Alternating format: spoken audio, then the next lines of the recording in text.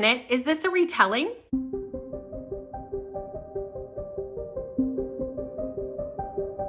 Hi everyone, my name is Brittany from Brittany Loves Reading, and this month is the Get a Clue Readathon.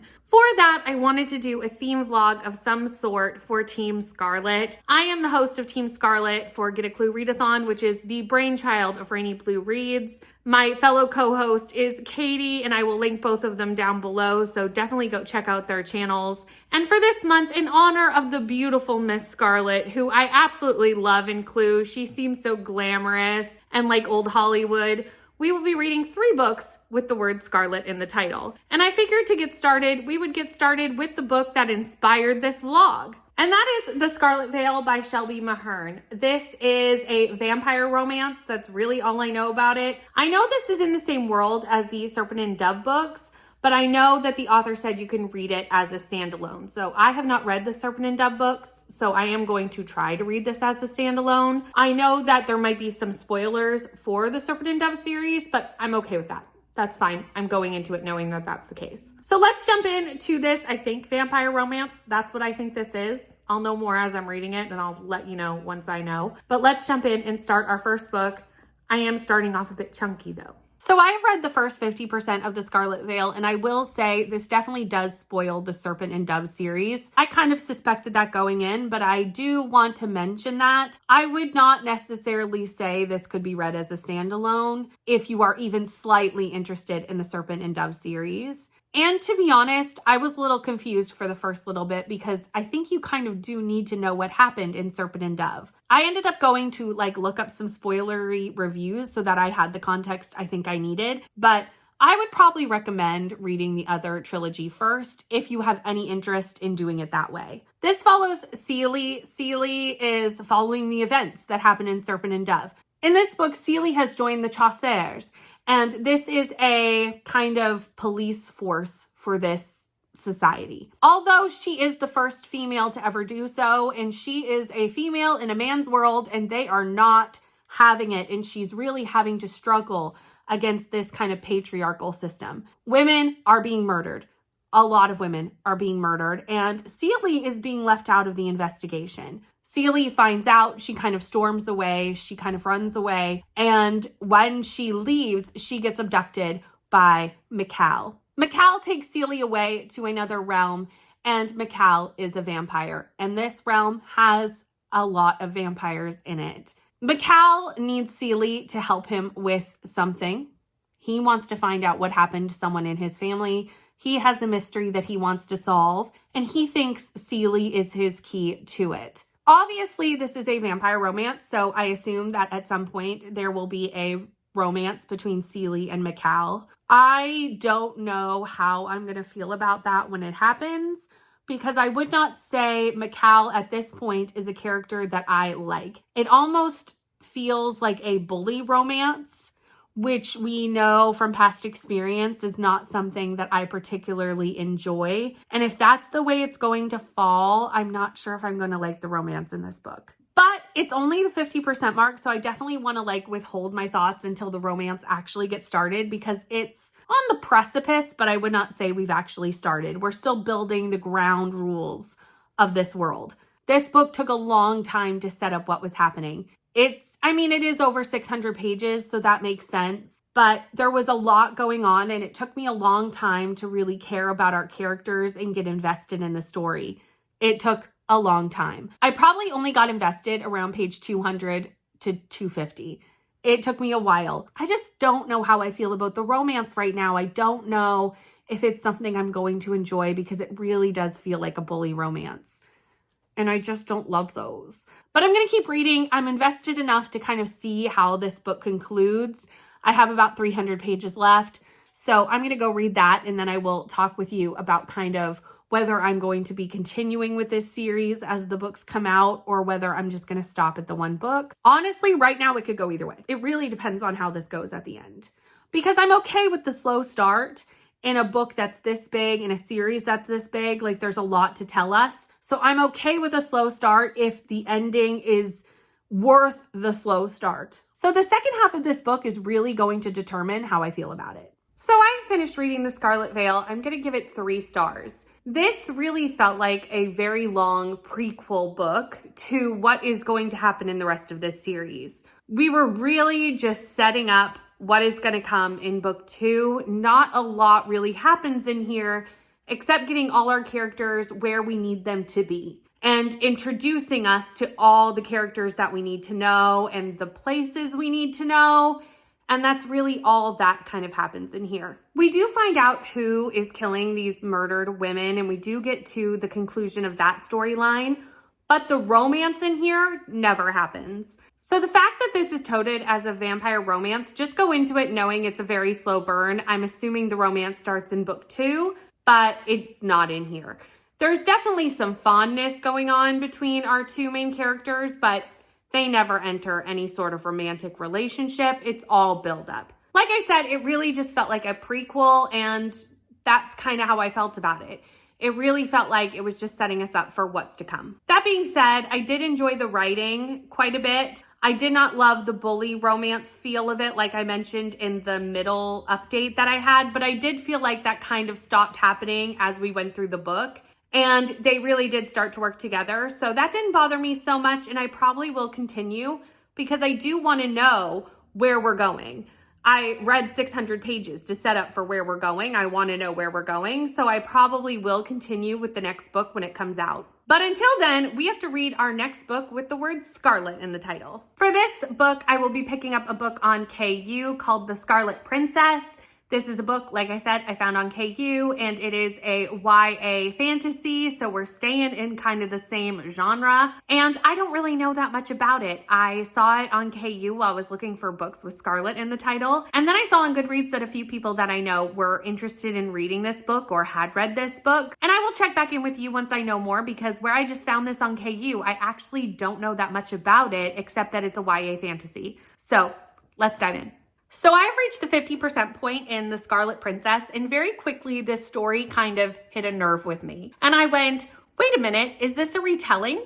Is this a retelling? Which we all know, I love a retelling, didn't know it was a retelling, but I would have known had my cover been different. So this is the cover that I showed you before when I introduced this book. When I went to put it into my story graph, this is the cover that popped up. This is very reminiscent of Brave, the Disney movie. And this is a Merida retelling. We love a retelling here, so instantly I was very excited. We have this strong female princess who comes from this land, and she is strong. She can shoot some arrows. She doesn't need a bodyguard. She is a fantastic main character. In this book, her name is Rowan. And Rowan and her cousin are in these kind of caverns below the city, smuggling vodka out of this land into their own land, the Lachlan's.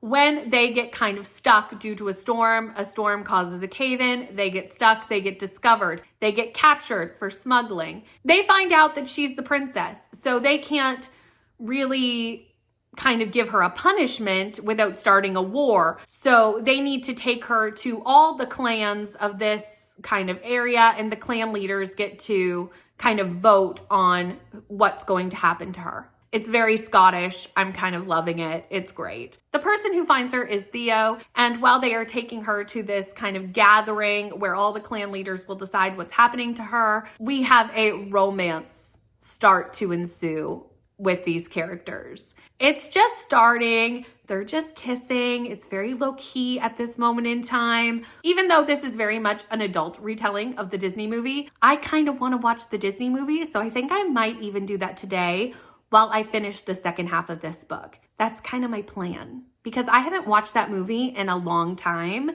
and I feel like it's just like the perfect time to do so.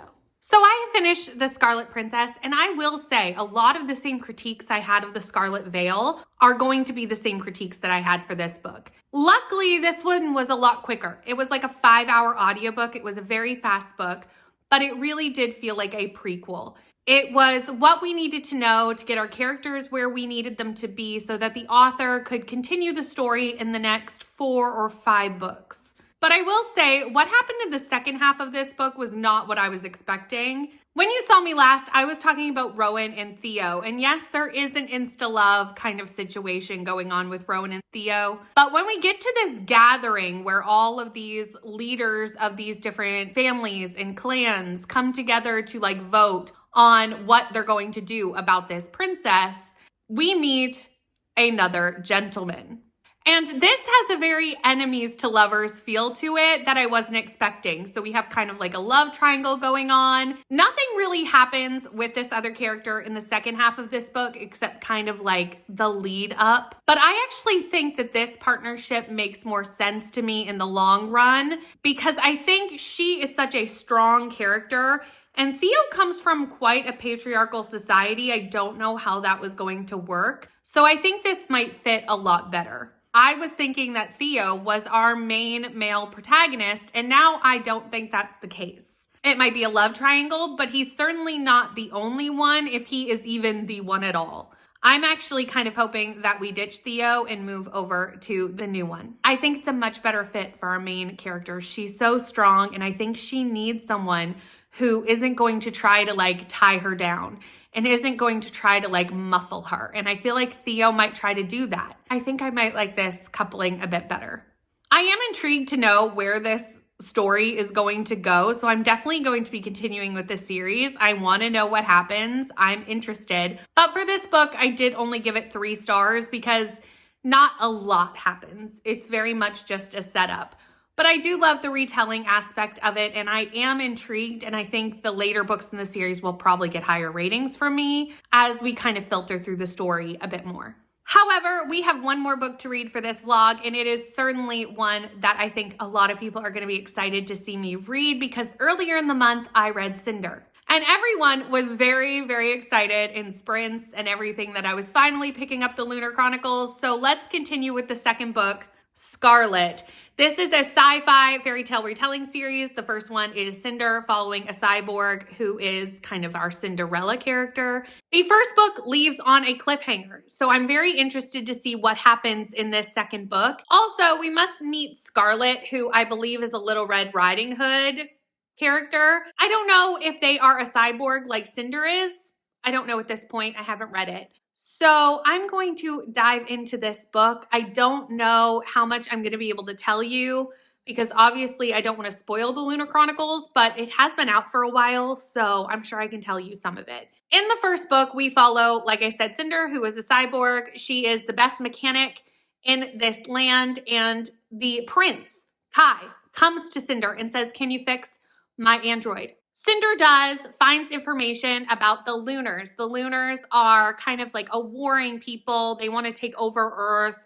They're from space. We don't trust them. There's a lot of insidious things going on with the Lunars. And the Lunars are trying to marry Kai to form like an alliance, but kind of an alliance to take over Earth. There is also a pandemic going on during the first book, and we see the Lunars have an antidote to this pandemic, and they're kind of using it as a way to force Kai to marry the Empress. The first book definitely leaves on a cliffhanger because Kai has feelings for Cinder, but she is in the way of this Empress for many, many reasons, and the Empress wants to get rid of Cinder, and Cinder has to protect herself. That's all I'm going to say because, again, I don't want to spoil too much of the book. But we're going to find out kind of what happens next for Cinder in this book, I think.